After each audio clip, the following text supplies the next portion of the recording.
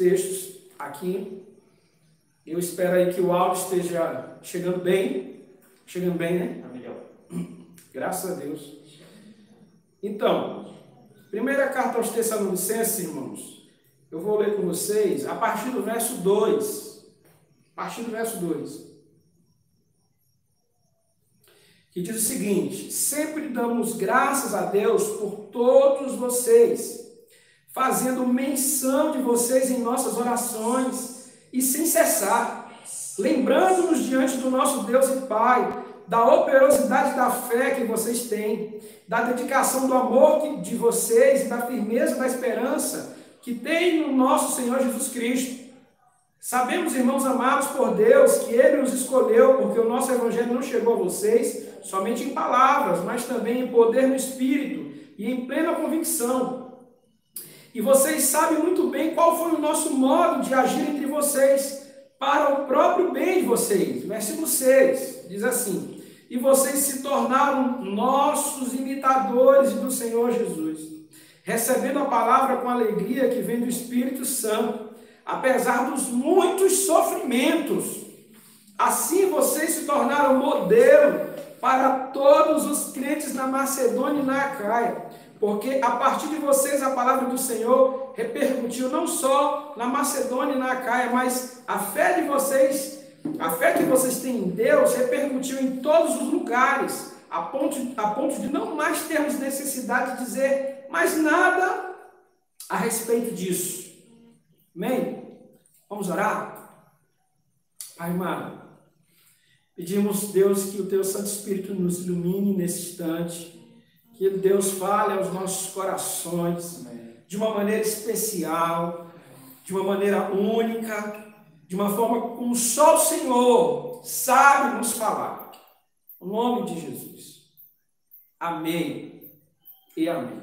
Então, amados, a primeira coisa que a gente precisa saber aqui é sobre a situação dos Tessalonicenses. Eles estavam sofrendo, como nós lemos aqui. Apesar do sofrimento, vocês carregam sofrimento. Aqui é claro, você vai ver Paulo falando sobre o sofrimento dos Tessalonicenses. E eles sofriam perseguições dos seus patrícios, dos seus companheiros.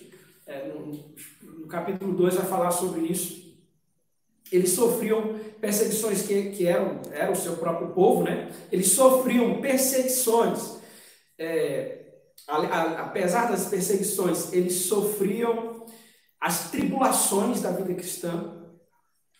Então, Paulo vai falar sobre isso, sobre as tribulações que eles estavam passando, que são próprias da nossa caminhada com Cristo. Então, a vida cristã ela já vem de adesão, irmãos, às tribulações, né? Do dia a dia, as tribulações por conta da nossa fé. E eles estavam sofrendo ataques do inimigo, ataques de Satanás. O próprio Paulo, ele tinha esse receio. Então, ele fala aqui na carta que o receio dele é que o inimigo tivesse, de uma certa forma, estivesse atacando os irmãos ali e tivesse minado a fé deles. Então, inclusive o próprio apóstolo Paulo diz: olha, Satanás me impediu muitas vezes de chegar a você. E por conta desse receio, de saber que Satanás estava atacando o ministério de Paulo, impedindo que ele fosse a Tessalônica, Paulo pensava que o inimigo estava atacando os irmãos lá de Tessalônica, que provavelmente era parte de uma das tribulações que eles sofriam, né? Tentações do inimigo. E amados, deixa eu dizer algo a você. Paulo, ele enviou Timóteo, que era o seu discípulo, até a cidade de Tessalônica. E ele enviou com essa preocupação, com esse receio, de que os irmãos estavam sofrendo e a fé deles estava minando e, de alguma forma, eles poderiam até ficar pelo meio do caminho, né? Então, ele enviou Timóteo. E aí, aqui é uma carta em decorrência das informações que Timóteo levou a Paulo da igreja de Tessalônica. E Então, o apóstolo Paulo, inclusive, fala na carta: olha, Timóteo me trouxe informações de vocês, e as informações que o discípulo Timóteo tinha levado até Paulo era de que os irmãos estavam firmes. Então, apesar de todos os sofrimentos, eles estavam firmes, eles estavam de pé. Timóteo chegou e disse: olha, Paulo, eles estão de pé, eles estão bem, a fé dos irmãos é consistente, a fé dos irmãos é viva. Isso é uma fé viva. Uma fé que não se debateu ou não se prostrou diante das tribulações, diante das tentações, diante das perseguições, diante dos sofrimentos que eles estavam passando. Irmãos, isso é uma fé viva. É uma fé que não recua. Uma fé que continua de pé apesar das situações, apesar das complicações. A preocupação de Paulo é legítima em mandar Timóteo, em saber como a igreja está, inclusive mandar ajuda através de Timóteo, né? Porque os sofrimentos muitas vezes nos abalam, né, de uma maneira ou de outra. Nós estamos passando por um período difícil ainda, né? Não foi concluído esse período que nós estamos passando. E eu também tenho algumas preocupações em relação à igreja, em relação aos nossos irmãos. Eu me preocupo com vocês. É uma preocupação muito pastoral. E a preocupação que eu tenho não é de como a igreja em si vai estar financeiramente, ou como é que vai ser essa dinâmica da volta e tudo mais. A minha preocupação é como está a sua fé com esses tempos difíceis. Já estamos aí dentro desses 3 meses. Quarentena, pandemia, crise disso e daquilo, tempo difícil, baixo de tempo difícil, depois de um tempo difícil vem outro, as notícias que ouvimos, muitas vezes desanimadoras. E como é que está a sua fé diante de tudo isso? Como é que você tem sustentado? Como é que tem sido a qualidade da sua fé? Eu, como pastor, irmão, espero que a sua fé seja igual à fé desses irmãos de Tessalônica, que apesar dos sofrimentos, eles estavam de pé, que apesar da situação difícil que eles estavam passando, eles continuavam de pé. Então eu espero que depois desse tempo difícil, e com esse tempo difícil, você continue de pé, com uma fé vibrante, com uma fé firme, com uma fé não vacilante. É assim que eu espero encontrar a minha igreja. É assim que eu espero que as igrejas, os nossos irmãos em todos os cantos estejam ainda mais firmes, com essa fé viva. E é sobre isso que eu quero falar hoje, irmãos. O que uma fé viva produz? E eu espero que você se identifique no que nós vamos falar hoje. Se por acaso não se identificar em tudo, se identifique em algumas coisas, e naquilo que não se identifica, você repare. Porque se há alguma debilidade na sua fé, eu espero que haja correções, uma postura sua, né? De correção, de avaliação, e de reprogramação e de ajustes. Então, o que uma fé viva produz? Então, a primeira coisa que uma fé viva produz é um coração receptivo à palavra. Receptivo à palavra de Deus. Aberto à palavra de Deus. Nós vamos ver aqui, irmãos, nesse texto que nós lemos, versículo 6, que o apóstolo Paulo, ele começa dizendo assim: apesar dos sofrimentos, vocês recebem a palavra de Deus, estão recebendo a palavra de Deus. Daqui a pouco, lá no capítulo 2, Paulo vai falar algo como: vocês estão abertos à palavra e a palavra está operando ainda no coração de vocês, apesar de toda a situação difícil. Queridos, nós que temos uma fé viva, diante das circunstâncias complicadas, diante de um tempo difícil, nós não recuamos da palavra, nós não esfriamos com a palavra, nós não esfriamos com ela. Pelo contrário, a palavra é o nosso aquecedor, é quem nos aquece, é uma fogueira que nos traz o fogo de Deus. Nesse frio de dificuldades, nesse frio de sofrimentos, nós buscamos a palavra de Deus como alguém que busca uma fogueira no meio ao frio, porque ela nos aquece, ela é o fogo de Deus nesse tempo difícil. A sua palavra. Então, irmãos, ela é um fogo porque ela nos dá respostas para os nossos questionamentos. Ela é um fogo porque ela nos dá ânimo nos dias de desânimo. A palavra de Deus é um fogo para nós, porque ela nos dá alegria em dias de tristeza. Ela nos dá norte num dia de confusão. A palavra de Deus. E o interessante nesse texto é que nós lemos que eles receberam a palavra de Deus com alegria. E como é que o apóstolo sabe que eles receberam com alegria? Ele estava vendo. Como ele sabia que existia alegria no coração dos irmãos? Irmãos, a alegria com a palavra de Deus, ela não é uma coisa natural. Não é uma coisa comum, é algo espiritual, é algo sobrenatural, é algo que só pode vir do Espírito. Alguém que não anda em Cristo, que não está em Cristo, que ainda não nasceu de novo, essa pessoa, ela é resistente naturalmente à palavra de Deus. Ela não crê na palavra. Ela debocha muitas vezes da palavra. Que é diferente com aquele que nasceu de novo e tem uma fé viva. Que tem alegria com a palavra, alegria de ouvir a palavra. Alegria de entender que Deus está falando com ele através da palavra.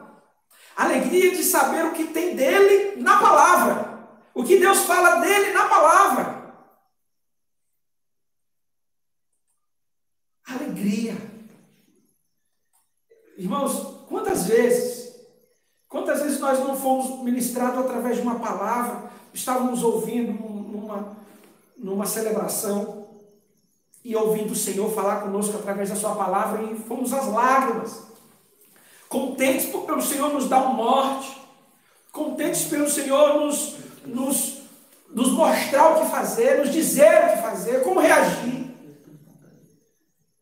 do Senhor nos renovar. Quantas vezes nós saímos de um culto, depois de ouvir uma palavra abençoada, nós saímos renovados, revigorados, alegres, contentes, porque Deus nos falou.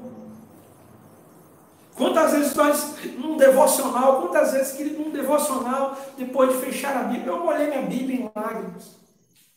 Eu sei que isso já aconteceu com você também.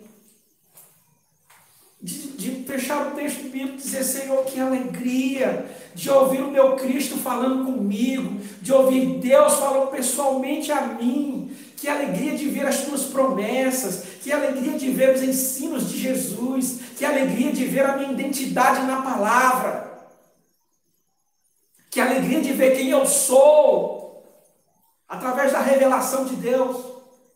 Que alegria! Quantas vezes, irmãos,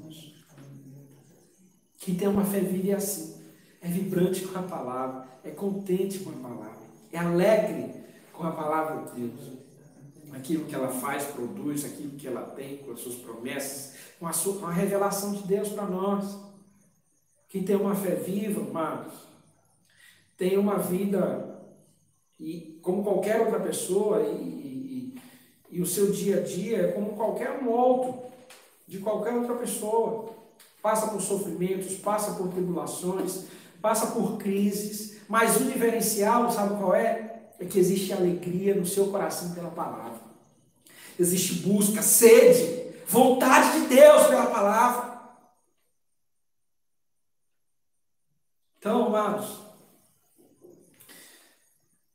Quem tem uma fé viva, irmãos, tem um descontentamento natural pela palavra de Deus. É aquela coisa de dizer, eu já tenho lido, eu já tenho recebido de Deus, mas eu quero mais, eu preciso de mais, eu busco por mais. Quem tem uma fé viva, vibrante, tem a palavra de Deus como fundamento na sua vida, fundamento no seu dia, fundamento nas suas posições, fundamento na sua postura, fundamento no que pensa, e como dirige a sua vida, a sua família, a sua casa, os seus negócios. Fundamento não é mais um elemento, não, é o principal elemento. Quem tem uma fé viva, amados, vê a palavra como o salmista no Salmo 19, não 119, mas no Salmo 19, 10, que diz: os teus decretos, Senhor, são para mim como mel, descendo de um favo, vindo direto do favo. Que quando o salmista fala isso, irmãos, sabe o que eu aprendo? Sabe o que eu entendo? Que a palavra nos ensina, lá no Mateus capítulo 4, nós lemos que a palavra de Deus é um alimento, né? Não só de pão, mas de toda a palavra que procede da boca de Deus. Então a palavra é para nós alimento. E o salmista coloca não só como alimento, mas também como algo prazeroso. Então não só me alimenta por necessidade, mas me dá prazer de degustar. Eu tenho alegria, eu tenho gozo em ter a palavra. Eu busco não só por necessidade, mas também por prazer, por deleite, porque é gostoso a palavra. É assim que aqueles que estão reagindo, aqueles que estão sofrendo e têm uma fé viva reagem. Busca sede intensa pela palavra de Deus. Querido, você está frio com a palavra? Nessa quarentena você não desenvolveu um bom relacionamento com a palavra? Há uma frieza no seu coração pela palavra? Então eu vou dizer uma coisa a você. A palavra não tem culpa de nada.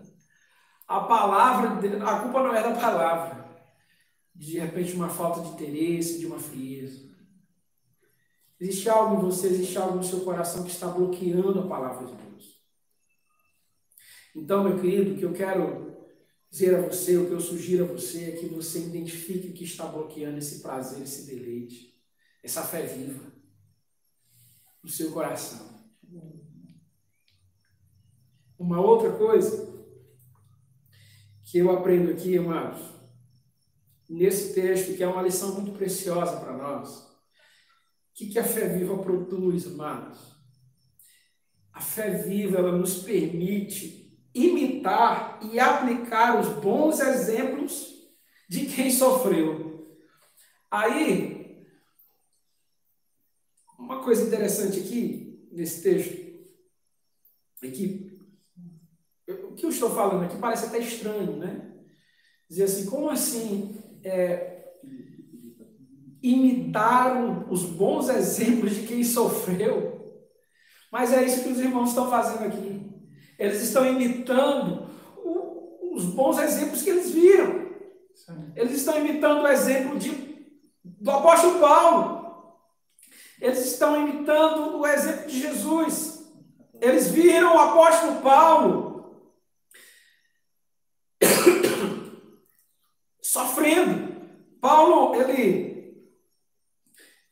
o apóstolo Paulo, ele pregou o evangelho ali aos Tessalonicenses por meio de sofrimento, de muita perseguição. Então os Tessalonicenses viram o sofrimento do apóstolo Paulo. Não só isso, irmãos, mas certamente o apóstolo Paulo falou aos irmãos de Tessalônica que Jesus Cristo também tinha sofrido. Certamente.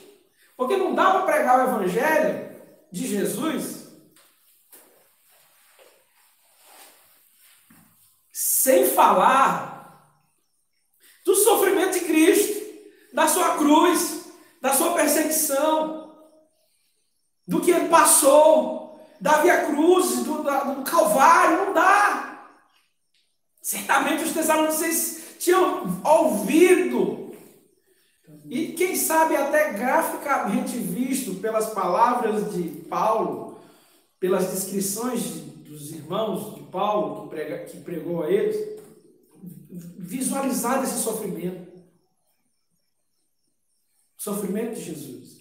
E aí o apóstolo Paulo vai dizer aqui no texto: vocês se tornaram os nossos imitadores e de Jesus. Certamente imitando o sofrimento, a forma como reagir ao sofrimento. Queria, deixa eu dizer algo a você. Uma das melhores formas de nós lidarmos com o sofrimento é aprendendo a sofrer com quem já sofreu e sofreu bem. E sofreu da melhor forma. E nós temos bons exemplos. Eu quero lembrar desses bons exemplos aos irmãos como uma forma de também avivar um pouco a nossa fé. Por exemplo, Jesus. Jesus é o nosso supremo exemplo. É o nosso maior exemplo, é o nosso melhor exemplo de sofrimento. Então, amados, o profeta Isaías diz em Isaías 53 que o Senhor Jesus é um homem de dores, que sabe o que é padecer. Em primeira carta de Pedro, no capítulo 2, 21, Pedro que viu, alguém que viu Jesus sofrendo, disse, ele sofreu e deixou esse exemplo, um exemplo também de sofrimento. Então, ninguém lidou melhor com o sofrimento do que Jesus. Ninguém ensinou melhor sobre o sofrimento que Jesus.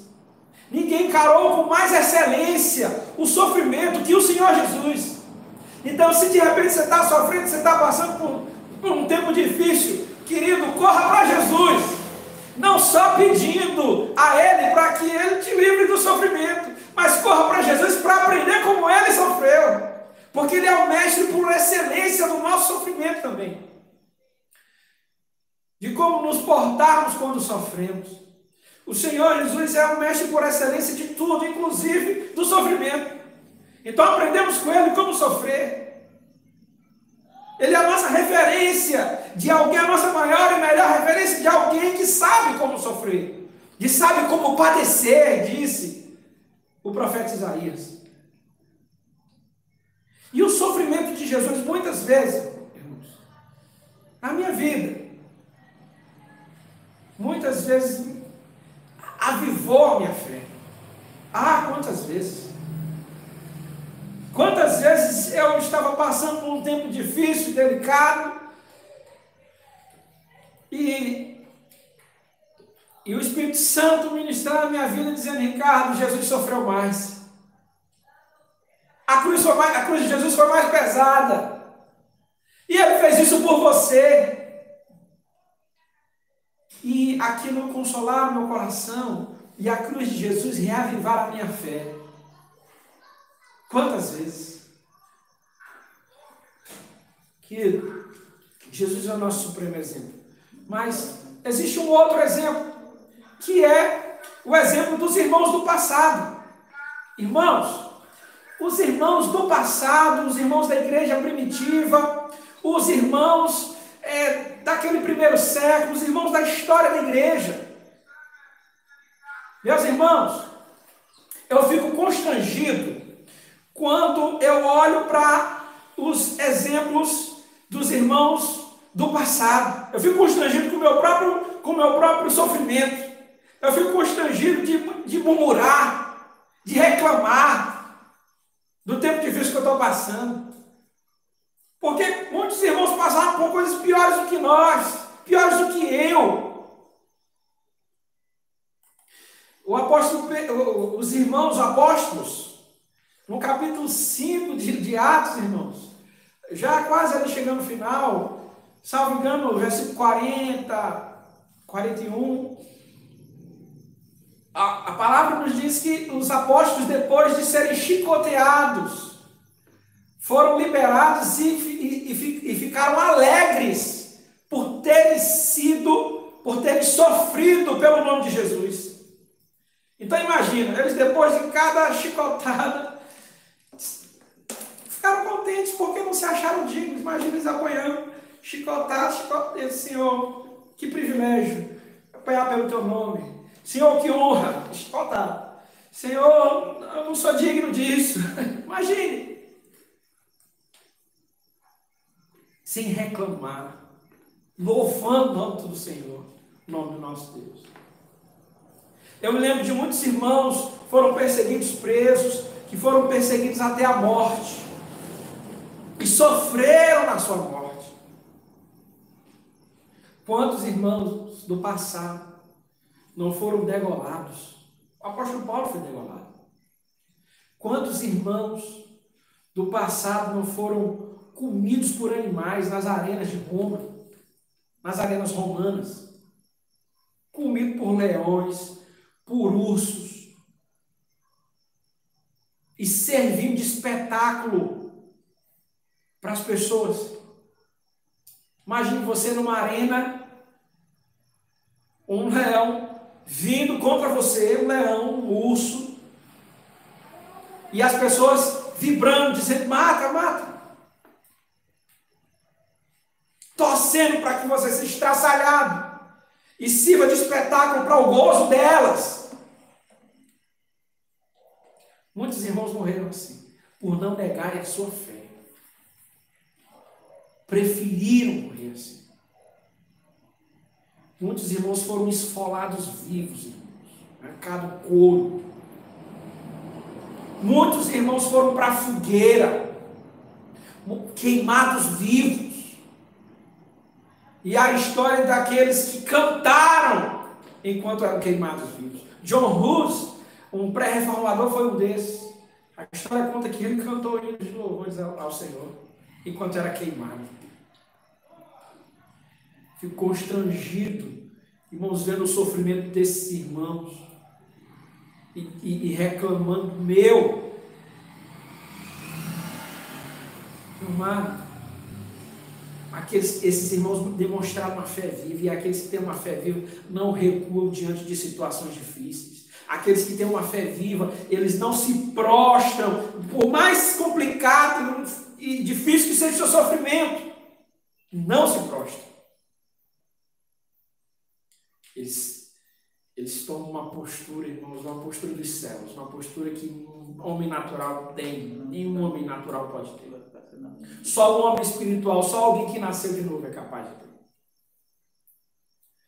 Além do exemplo de Jesus, dos irmãos do passado, nós podemos tomar como exemplo aqueles que foram os nossos discipuladores, aqueles que eram mais maduros do que nós e nos acompanharam na fé. Eu tenho exemplos, por exemplo, da minha caminhada, no início da minha caminhada, os meus líderes, alguns líderes e alguns dos meus discipuladores me impactaram muito com o seu testemunho de vida, porque muitas vezes eu via os meus líderes e discipuladores sofrendo, lidando com uma situação difícil, complicada na sua vida, e reagindo com fé. O quanto aquilo tocou, impactou meu coração. E de tal forma fez a diferença, porque eu muitas vezes passei por situações complicadas e eu lembrava desses exemplos também. O exemplo de algum pastor meu, o exemplo de algum líder de ministério, o exemplo de alguém que me acompanhou na minha fé. E quanto isso foi importante para mim, irmãos. Quanto fez a diferença, porque cresci nos problemas vendo como aqueles mais experientes na fé lidavam com os seus. Amados, é por isso que eu também entendo que aqueles que são novos na fé, principalmente os novos decididos, Eu entendo que esses precisam ser acompanhados por pessoas mais experientes, eles precisam ser discipulados de perto, até para que eles entendam e vejam, né, um exemplo de alguém, um exemplo de como reagir a situações difíceis, como foi o meu exemplo. Né? Eles precisam ser acompanhados e ver como esses lidam com seus problemas, com seus dilemas. Um dia eles vão ter problemas também. E certamente, se eles tiverem um bom discipulador, um homem de fé, novos, decididos, pessoas que principalmente, todos nós precisamos de acompanhamento, principalmente aqueles que estão começando, precisam de acompanhamento daqueles que têm uma fé viva. Como esses que têm uma fé viva reagem aos dilemas da vida. Um dia eles terão problemas e certamente eles vão lembrar de quem teve uma fé viva, de como esses reagiram aos seus tempos difíceis. Irmãos, e um terceiro ponto que eu queria destacar aqui sobre o que produz, na verdade, uma fé viva em tempos difíceis. Que diferença faz uma fé viva em tempos difíceis? Então, queridos, quando nós temos uma fé viva e vivemos tempos difíceis, nós temos a oportunidade de deixar um legado de testemunho.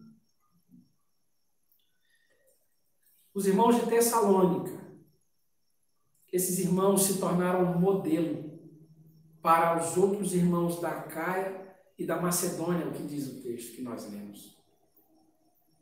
E o interessante, amados, é que o apóstolo Paulo chega a dizer, aqui na sua carta, no versículo 8, que os sofrimentos que os tessalonicenses passaram foram um testemunho da sua fé que era viva.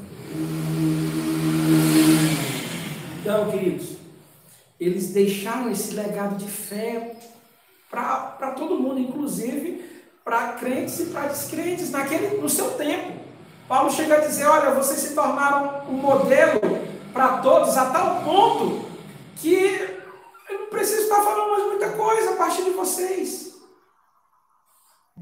Vocês representaram muito bem a fé diante do sofrimento. Irmãos, nós estamos vivendo um momento único, um momento ímpar da história. E a forma como nós estamos vivendo vai virar história. Está virando história. Agora a questão é, que tipo de história? Que tipo de história você está escrevendo hoje, dentro desse ambiente que nós estamos vivendo? Que tipo de história, irmãos? Uma história que fará daqui a pouco gosto contar? Uma história que será relevante para a próxima geração, para as próximas gerações? Como é que você vai contar essa história? Como é que as pessoas que estão vendo você vão contar a sua história, de como você reagiu a esse ambiente difícil? Como é que você será lembrado daqui a pouco? A partir dessa pandemia, como é que você vai ser lembrado? O que você vai contar para os seus filhos, para os seus netos? Por quê? Que viveu a pandemia como? Como é que foi a sua fé? Que tipo de fé você representou nesse tempo? Eu entendo que nós, irmãos, precisamos deixar um bom testemunho de fé. Representar bem a nossa fé. Aqueles que têm uma fé viva, eles representam bem a sua fé diante de contextos difíceis. Não recuando, não se amedrontando, não se intimidando.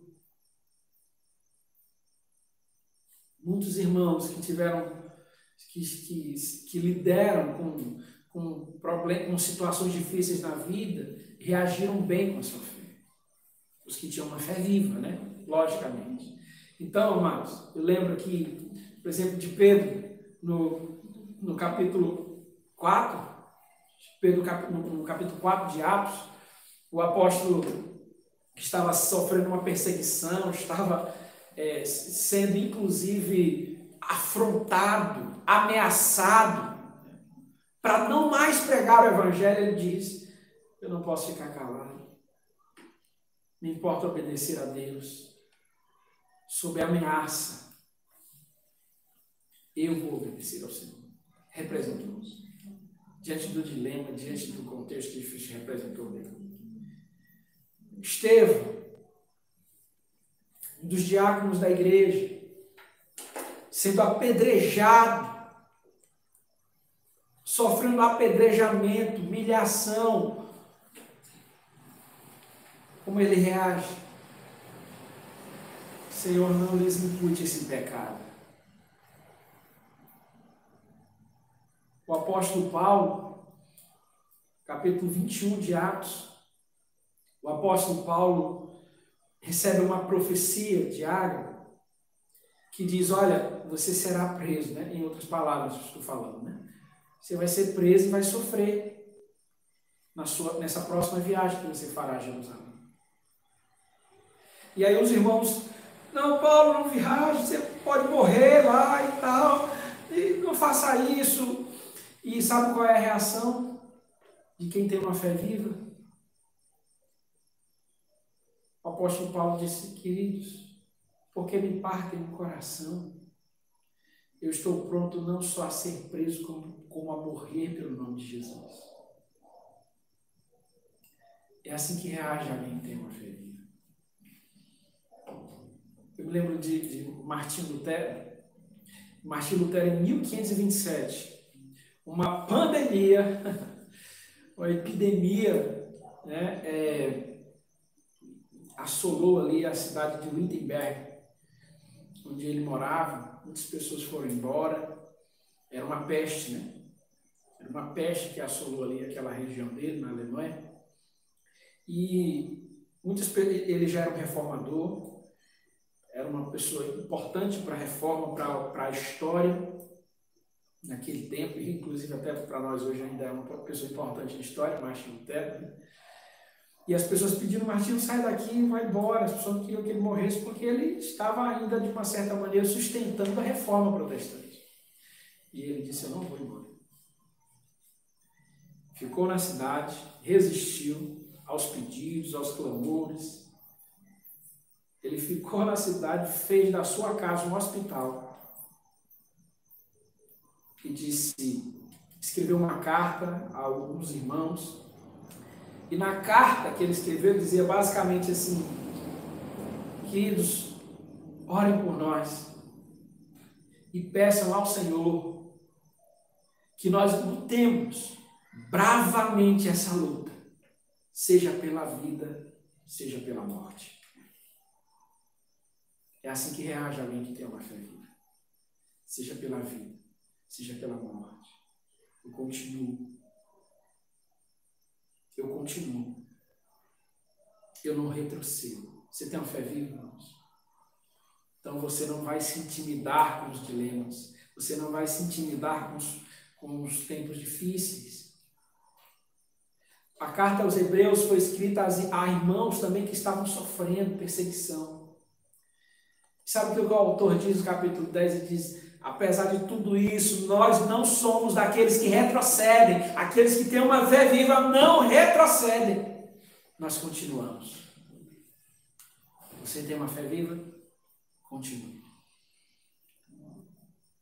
Continue, queridos, porque nosso Cristo é o autor e consumador da nossa fé.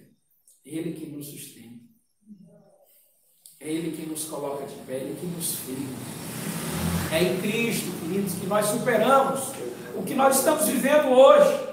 É em Cristo que nós temos a vitória da fé. A nossa fé não é de papel, a nossa fé não é de barro, a nossa fé não é de madeira.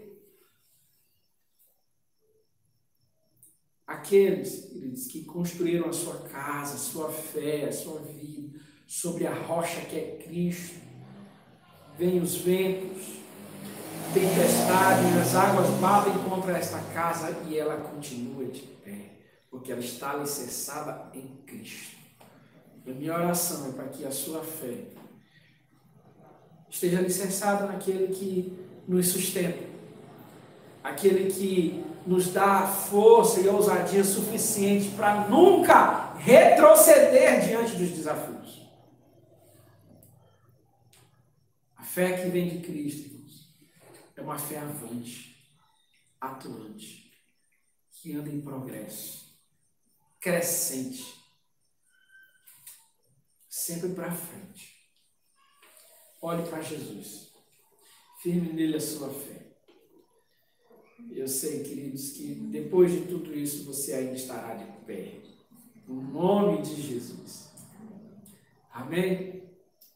Que o Espírito Santo então, Deus te abençoe, Deus te sustente, meu querido, meu amado, em nome de Jesus. Eu quero lembrar você que a gente só está começando a nossa série de mensagens no livro na Carta aos Tessalonicenses. Próxima semana nós vamos continuar e vamos falar sobre uma temática que talvez interessa muitas pessoas,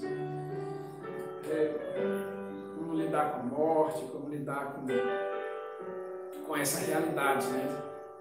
Quando a vida cessa. Nós que estamos aqui e com os que partem, o que fazer, o que pensar, que postura ter? Então, nós nos próximos domingos vamos falar sobre isso também, tá bom? Vamos cantar? Vamos cantar e encerrar? Que Deus ficou.